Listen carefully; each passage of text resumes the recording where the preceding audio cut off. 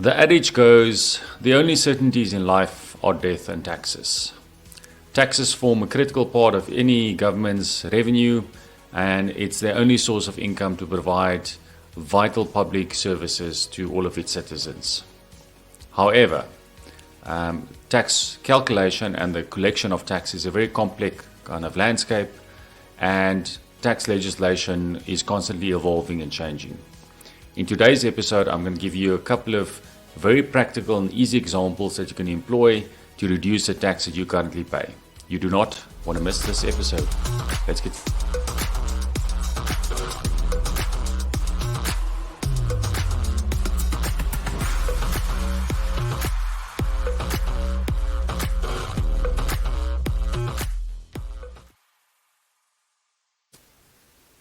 Hi, I'm Dr. G, and welcome to this week's episode of the Financial Dispensary with me, Dr. G.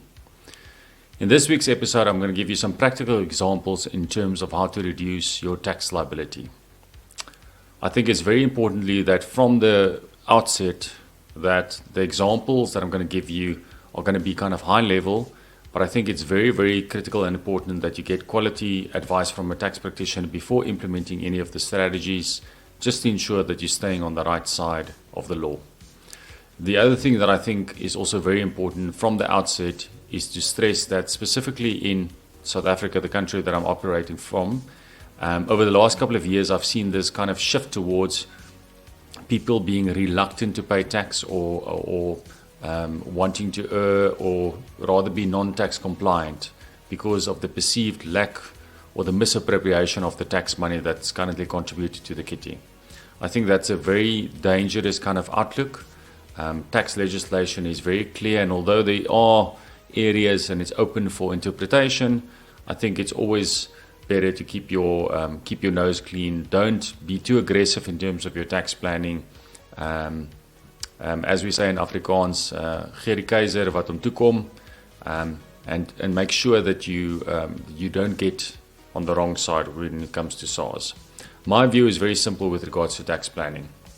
When I'm super rich, if I'm like super rich, I don't mind paying a lot of tax. When I say a lot, I mean not percentage wise, I'm talking about the rand amount or the fiat value of the tax that I'm willing to pay. So the idea with tax planning is to ensure that you get to grow your wealth and become financially independent quicker. And then when you are wealthy, it's easier for you to share the love and pay a larger contribution into the tax kitty. So with that bit of an introduction, let's get stuck in. I've got some practical examples that I wanted to run you through. So I'm just going to share my screen quickly and let's get stuck in. So let's look at this first option. Fairly straightforward. This is an employee that earns a salary of 40,000 Rand per month. You can see on his payslip should be deducted UIF, which is 1% of his salary or capped at 177 Rand and 12 cents. That is the tax or PAYE, pay as you earn, that should be deducted, 7,800 and odd rands. His net will be just under 32,000, and his annual tax amount is the amount in red, which is at 94,000 Rand. So if you earn 40,000 Rand, you're going to pay just over 94,000 Rand in income tax, and that's it. So let's employ very basic strategies. This first option, option 2, the big difference here is that we make a recommendation that the staff member takes out medical aid both for himself and his spouse or partner. You can see it's at 1+1. By doing that, you get that tax credit of 364 Rand per person times 12. Immediately you save tax of 8,736 Rand. So you can see now the tax that you'll pay into the system will only be 85,000 Rand, and you'll obviously save that 8,700 Rand. So immediately off the bat, you're going to argue and say, yeah, but Dr. G, do you know what medical aid costs for adult dependent or a primary member and the adult dependent? It's going to be probably in excess of about 4,000 Rand. So 4,000 times 12 is 48,000 Rand that I need to spend to save 8,000 Rand in tax. I do understand. So from a cash flow point of view, you are going to be kind of worse off, but you'll have access to world-class medical aid and care, which I feel for a lot of people is very important, hence why I chose this as the first option. But let's move on to the third option as well now. So the third option everything stays exactly the same. We're still going to stay on our medical aid, so we know we're going to get that tax credit of 8,700 Rand. But let's start contributing into a retirement fund. I just took the example into a retirement annuity and I said 30,000 Rand, which is 2,500 Rand per month. By doing that, the annual tax that you'll go pay into the system now is only 76,000 Rand, and the total tax saving is 18,000 Rand. So obviously the reason why that happens is that 30,000 Rand that's there, that retirement annuity contribution is effectively a tax deduction, or you can almost see it that you don't pay tax on that 30,000 Rand. Hence why that additional saving, increasing that 8,000 Rand to the 18,000 Rand. So again, if we look at it from a cash flow point of view, yes, you're going to save 18,000 Rand in tax, but you need to pay the 30,000 Rand and you need to contribute the 48,000 Rand for the medical aid. If you add the two together, that's 78,000. 18,000 will be a tax savings. You're still going to be 60,000 Rand less on your cash flow. But again, you'll have access to world-class medical aid, world-class medical care, and you'll start contributing 30,000 Rand per year towards your long-term wealth creation and building towards financial independence. So yes, there is a bit of a deferment of benefits. You don't have access, you're going to spend effectively that 60,000 Rand, but you'll reap the benefits and the rewards thereof.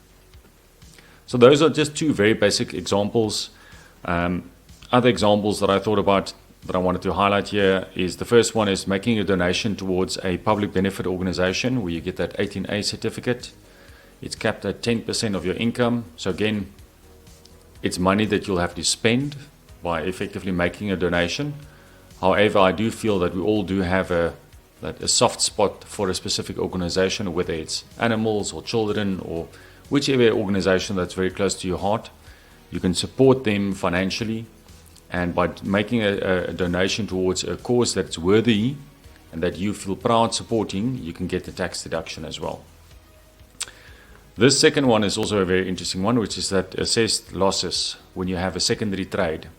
So this is where you kind of have a side hustle on the side. So remember, in this case, this member is effectively got a 9-to-5 job, works 9 to 5 at a specific employer, and that employer deducts PAYE. Other assessed loss or secondary trades that you operate in, remember, that's also potential additional income. So if you make a profit on your side hustle, you will have to pay additional tax on that.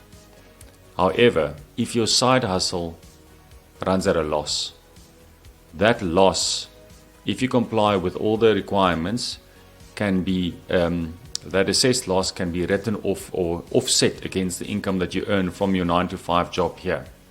So last week I gave you the example in terms of when you invest in property. I think that's probably the easiest example.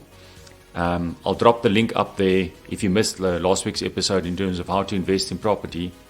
But you'll see that when I go through that calculation, there's going to be a tax credit, because when you invest in property and you put a tenant into the property, the expenses that you have to incur, so paying the bond, paying the levies, paying the rates and taxes, etc., exceed the amount of rental income that you get.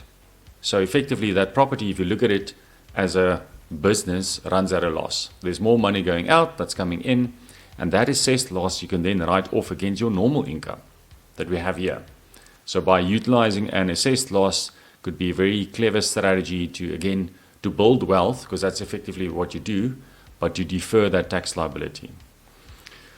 A third also interesting one that I know a lot of people are not aware of is to maybe to discuss with your employer a company-sponsored bursary, either for yourself or your children. So you or any of your children, up to depending again on certain criteria, but up to an amount of 20,000 Rand per year, can get a bursary from your employer that is effectively tax-free. So it effectively means that on 20,000 Rand, let's say as an example you have, let's take example you've got 2 children, that's 40,000 Rand. That's almost the equivalent of your 30,000 Rand that you put in towards your retirement annuity. It's a very clever, easy kind of example. There are certain requirements, like the employer needs to pay directly to the institution, etc. You need to earn under a specific cap. But again, that's also one that I feel is a kind of a low-hanging fruit that could be easily utilized to save some tax. So there you have it. 6 easy ways, or 5 easy ways to kind of reduce your tax. The goal that I wanted to kind of to transfer to you guys is the following. If you look at this, the idea is to take your pre-tax or post-tax money, invest that's where it moves into this kind of the green kind of block, invest the money, grow your wealth, and then only pay the tax at the latest stage. So you can see what we're effectively doing. We're taking our tax liability and we're just pushing it forward when we have a lot more money.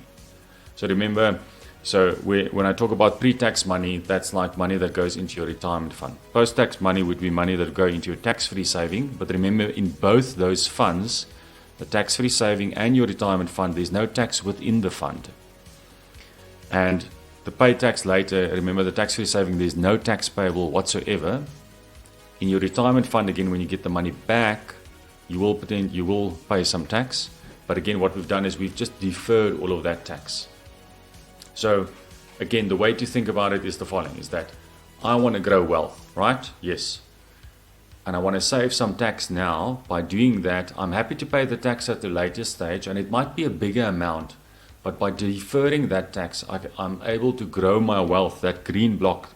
This is the area that I wanted to help and guide you guys on, is how to quickly and efficiently grow and invest so that you become financially independent. And then when you're rich, it's like, you know what, I don't mind paying tax then because I've got the capital. But while you're still in this wealth accumulation phase, it's very important that we utilize all the strategies that are available. A last one that I wanted to just kind of showcase is something that we do a lot for people that are retired. So again, a lot of people think that you save in the retirement funds until you are kind of retired and then you stop and then you draw from your retirement funds. Yes, that's true, but just look at the following example. I've got a pensioner. She's got an annuity income of 30,000 Rand per month. She needs to pay, or the financial institution where the living annuity is situated will deduct nearly 4,000 Rand and she'll net 26,000 Rand. So obviously her annual tax will be that 48,000 Rand that she'll pay in a specific year. By using the same strategies that we employed previously, so taking out a medical aid for her and her spouse, we can save her that 8,736 Rand. Remember, that's the tax credits for you and an adult dependent. The third option is actually the one that I wanted to focus on. So let's take this example. So now, instead of investing 2,500 Rand per month, we take 99,000 Rand from one of our other investments and transfer it into a retirement annuity. By doing that, we get the tax credit and we effectively save that. This is this additional saving of 17,000 Rand per year. And if you think about it, this is the other way, looking at this graph, this is effectively what we do. From that yellowish block, so we take money from a liquid investments, let's say roughly 100,000 Rand per year, and we just do a transfer. So remember, the money doesn't come from an income. While you kind of, in the previous example, the money came from your income that you earned. So the money is not deducted off kind of the annuity income. We take the money from other liquid investments, transfer it into the orange one, which is the retirement annuity. Do that for, let's call it 8 years. In about 8 years' time, that 100,000 times 8 plus the interest and growth is maybe equivalent to 1 million.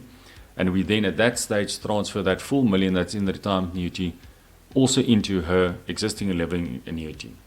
Let's take the example, she's drawing 5% withdrawal from that living annuity.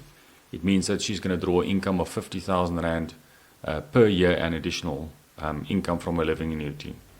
And also very importantly, this tax saving, she's going to get that 17,000 Rand back from the receiver of revenue every year for the last 8 years. So if you add that in, there's another 136,000 Rand that we again use to seed and fund the liquid investments. So all that we're doing for clients that are already retired, we effectively move the pieces around on the table. So we take money, discretionary liquid money, transfer it into a retirement fund, leave it there, have it grow and earn interest tax-free again, at some stage transfer it back into the living annuity and just repeat the process on an ongoing basis throughout. And by just utilizing that very clever kind of strategy, we are able to save a lot of tax. And there you have it, a couple of tricks in terms of how to reduce your tax liability. I think as a final thought, I just wanted to kind of highlight one important thing is that, as I mentioned right in the beginning, yes, you will, let's call it, spend more money now, or defer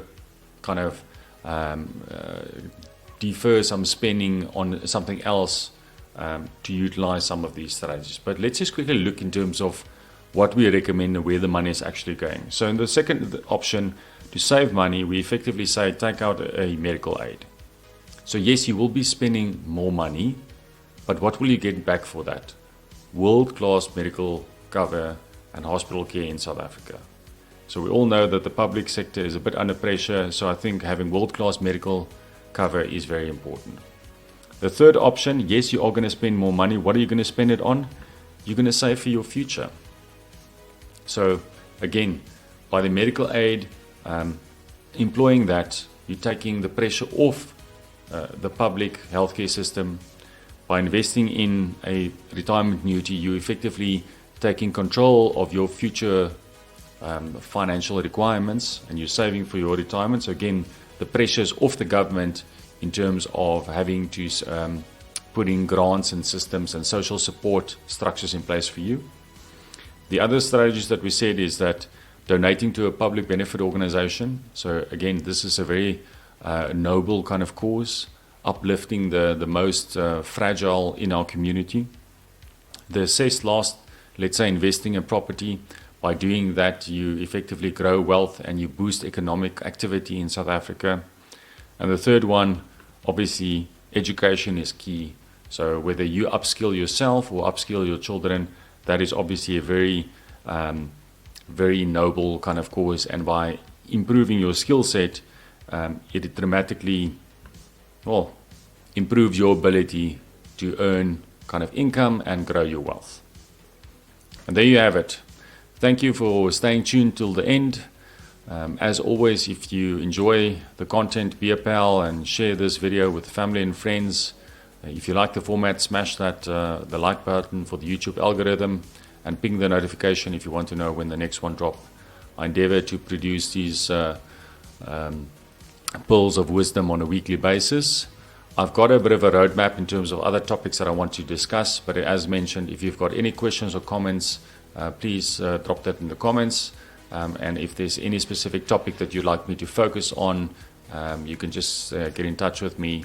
All my social details are on the description, and we can take it from there. And there you have it. Until next week, thank you. Goodbye.